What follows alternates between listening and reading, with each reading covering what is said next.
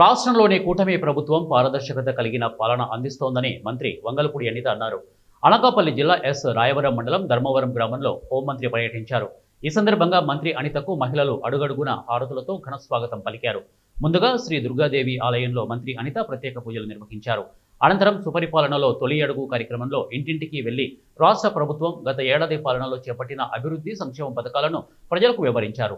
ధర్మవరం గ్రామానికి చెందిన యువకుడు పల్లా అపలరాజు ఇటీవల రోడ్డు ప్రమాదానికి గురి కావడంతో అతన్ని పరామర్శించిన మంత్రి అనిత కుటుంబ సభ్యులకు ధైర్యం చెప్పారు. అలాగే గుండె ఆపరేషన్ అనంతరం విశ్రాంతిలో ఉన్న టీడీపీ నేత కలగట్ల సూర్యనారాయణను కూడా పరామర్శించారు.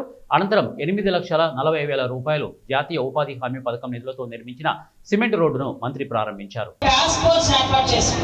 ఈ రోజు 90 ఎకరాలు కూడా లేదు. ఈ రోజు సాగు అంటే ఇప్పటి వరకు ఉన్నదంతా కూడా ట్రాన్స్పోర్ట్ అవుతుంటే చాలా వందల కేజీల్లో పట్టుకునే పరిస్థితి కూడా కనిపిస్తా ఉంది. ఈ రోజు గాంజా అనేది ట్రాన్స్పోర్టేషన్ అనేది చాలా ఎక్కువగా జరుగుతూ ఉంటే దాన్ని కూడా అరికట్టడానికి మన పీడీ యాక్ట్ కూడా పెట్టేసి రౌడీ షీట్స్ కూడా ఓపెన్ చేసే పరిస్థితి ఉంటుంది.